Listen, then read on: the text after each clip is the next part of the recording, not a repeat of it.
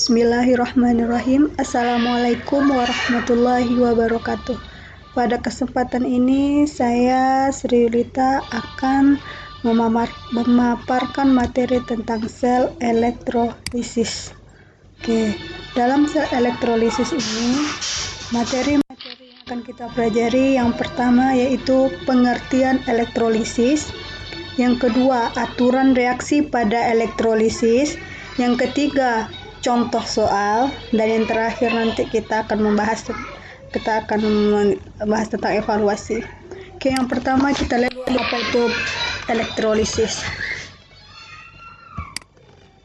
Dalam sel elektrolisis, arus listrik digunakan untuk menghasilkan reaksi kimia atau reaksi redoks, atau dengan bahasa lain reaksi kimia itu dihasilkan dari arus listrik, kebalikan dari sel volta.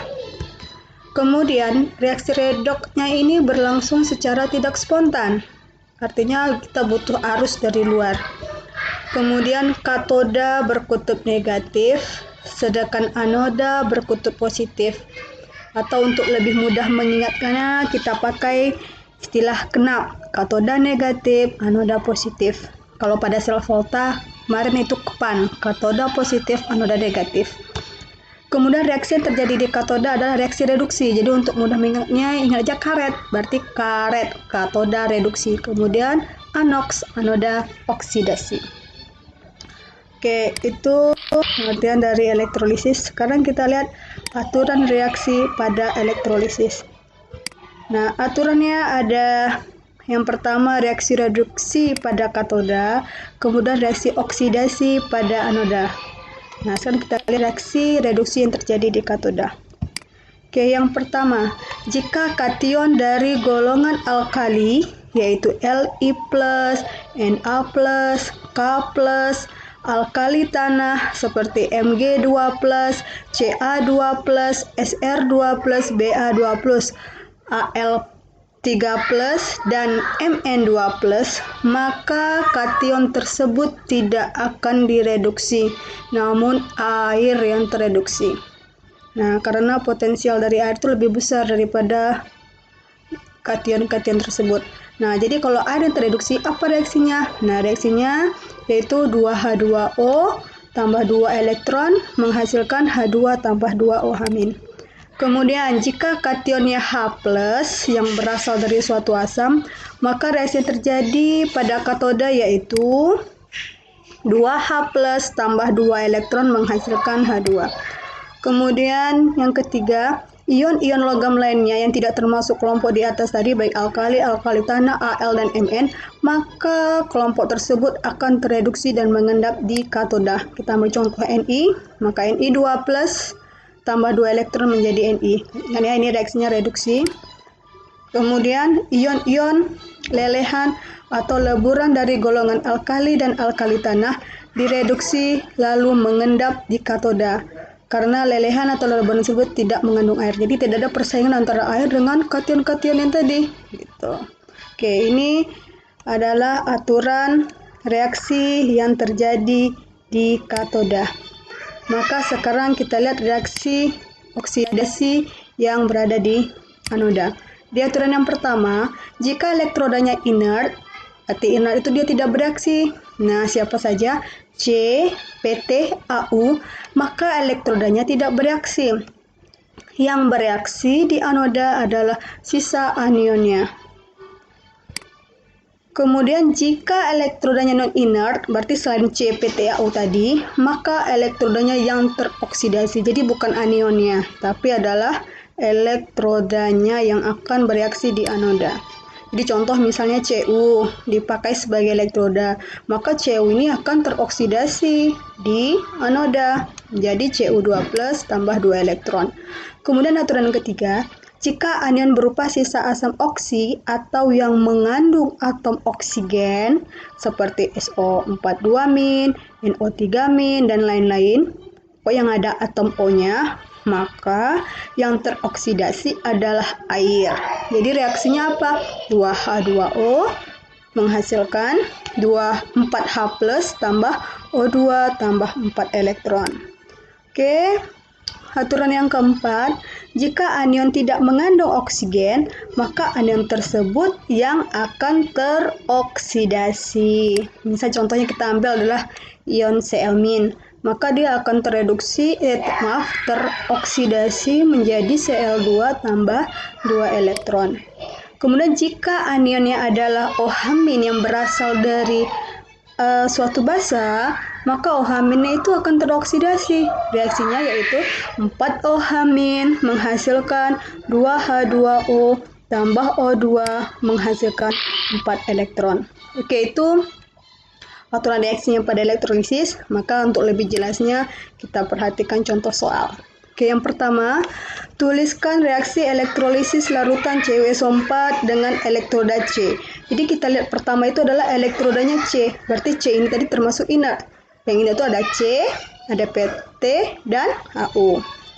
Oke, kita tulis reaksinya. Kita ionisasikan CuSO4 menjadi Cu2+ tambah SO4 2-. Nah, reaksi yang di katoda adalah kation. Nah, kationnya adalah Cu2+. Cu ini kan bukan 1A, bukan golongan 2A, bukan elemen, maka Cu2+ akan bereaksi di katoda tereduksi. Jadinya apa? Jadinya Cu dengan menangkap 2 elektron. Nah, kemudian yang reaksi di anoda adalah 2H2O. Kenapa air? Karena anionnya mengandung oksigen, ya. Jadi reaksinya 2H2O menghasilkan 4H+ tambah O2 tambah 4 elektron. Nah, di sini 4 elektron yang dilepas. Sedangkan di katoda itu butuh 2. Jadi supaya setara, maka ini harus dikali 2 jadi 4. Nah, kalau ini jadi kali 2, ini juga harus kali 2 supaya setara. Jadi hasilnya reaksi yang pertama itu kita kali 2, kita tambah koefisien 2 semuanya di depan. Kemudian di katoda juga kali 2 dan di anodanya tetap. Nah, kemudian lihat sesudah ada 2 Cu2+, sebelum reaksi di katoda ada 2 Cu+. Ini bisa kita hilangkan. Kemudian 4 elektron letaknya berseberangan. Nah, sehingga di hasil akhirnya kita tulis yang tidak dicoret 2 CuSO4 tambah 2 H2O. Jadi kita kumpulkan lagi yang sama-sama sebagai reaktannya. Ya, kemudian kita jumlahkan lagi di sini ada 4H+, 2SO4 2-, kemudian ada 2 Cu tambah O2. Nah, di sini kan ada ion positif, ada ion negatif. Nah, waktu kelas 1 udah belajar ikatan kovalen. Nah, kalau ini bergabung, maka jadinya adalah H2SO4. Jadi hasil akhir dari elektrolisis CuSO4 dengan elektroda C adalah H2SO4 tambah 2 Cu tambah 2 O2. Oke, kita lihat contoh yang kedua. Masih CuSO4, tapi elektrodanya adalah Cu. Nah, jadi kita tulis yang pertama reaksinya CuSO4 kita ionisasikan menjadi Cu2+ tambah SO4 2-. Nah, kita perlu ingat bahwa elektroda yang digunakan adalah non-inert. Jadi dia bereaksi. Reaksinya di mana? Di anoda. Nah, Cu ini bukan golongan alkali, bukan alkali tanah, ya, kemudian dia bukan Al dan Mn, jadi Cu yang ini boleh turun di katoda. Cu2+ turun tambah 2 elektron menghasilkan Cu. Nah, SO4 2- kan kalau dia inert tadi kan air yang turun. Karena ini elektrodanya inert, maka elektrodanya yang bereaksi di anoda. Cu menghasilkan Cu2+ tambah 2 elektron. Ini udah setara elektronnya. Jadi sehingga CuSO4 sesudahnya kan ada Cu2+ tambah SO4 2- kan kalau digabungkan jadi CuSO4 lagi. Nah, kemudian Cu2+, kemudian ada 2 elektron sebelum, 2 elektron sudah. Jadi sehingga hasil akhirnya adalah Cu menghasilkan Cu. Nah, tapi apa bedanya? Cu sebelum itu belum 100% murni, Cu yang sesudah itu adalah Cu yang murni. Nah, jadi salah satu penerapan atau aplikasi sel volta dalam kehidupan sehari-hari. Elektrolisis dalam kehidupan sehari-hari itu salah satunya adalah pemurnian logam. Nah, jadi ini salah satunya ya, reaksi yang terjadi dalam pemurnian logam. Oke, kita lihat contoh soal yang ketiga. Sekarang larutan NaCl yang dielektrolisis dengan elektrodanya PT. PT ini inert atau non-inert? Ya, benar. PT ini termasuk inert, jadi kita abaikan ya. Artinya maksudnya dia tidak bereaksi di anoda nanti gitu. Oke, reaksinya kita tulis dulu NaCl karena di sini larutan. Kemudian ionisasinya adalah Na+ tambah Cl-. Nah, Na karena dia larutan dan dia termasuk alkali, maka Na tak boleh turun di katoda, tapi adalah air ya. Kemudian sisa atau anionnya adalah Cl-, tidak mengandung O. Maka si Cl- ini boleh turun di anoda. Nah, Cl- itu jadinya Cl2. Kan tak setara, makanya kalau di sini 2 Cl2, maka di sini jadi 2 Cl-. Nah, muncul 2 elektron. Ingat kita udah bahas tentang reaksi oksidasi dan reduksi ya. Oke. Nah, di sini 2 elektronnya memang udah sama, tapi di sini kan ada 2 Cl-. Di sini baru 1.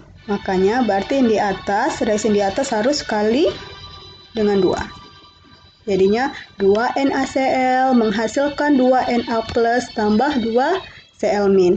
Kemudian yang di tengah tetap, maka katodanya adalah 2H2O tambah 2 elektron menghasilkan H2 tambah 2 OH-. Kemudian anodanya tetap juga 2 Cl- menghasilkan Cl2 tambah 2 elektron. Sehingga 2 elektronnya kita coret, 2 Cl- juga. Kemudian maka hasil akhirnya adalah 2 NaCl tambah 2 H2O menghasilkan 2 Na+ tambah 2 OH- tambah Cl2. Oh ya, ada satu lagi nih. H2 ya. Sorry nih, bisa masuk ke lengkapi lagi. Cl2. Maaf, ketinggalan. Nah, Na+ kalau ketemu OH- jadinya adalah NaOH, karena koefisiennya 2 jadilah 2 NaOH tambah Cl2 tambah H2 ya. Oke, sekarang contoh soal yang keempat. Tuliskan reaksi elektrolisis lelehan NaCl. Kalau tadi larutan. Nah, apa bedanya? Kalau larutan itu berarti mengandung air ya, benar. Kalau lelehan itu berarti hanya berubah wujud dari padat menjadi cair, tidak ada air di dalamnya. Nah, elektroda yang digunakan adalah PT. PT ini termasuk yang inert. Jadi kita tulis NaCl menghasilkan Na+ tambah Cl-. Na-nya boleh turun. Nah, beda yang tadi, Na-nya tak boleh turun. Karena apa? Dia larutan, berarti air yang akan turun. Ya, Na itu golongan 1A. Nah, ini kok boleh turun? Nah, karena dia berupa lelehan. Kemudian Cl- juga boleh turun karena dia tidak mengandung O.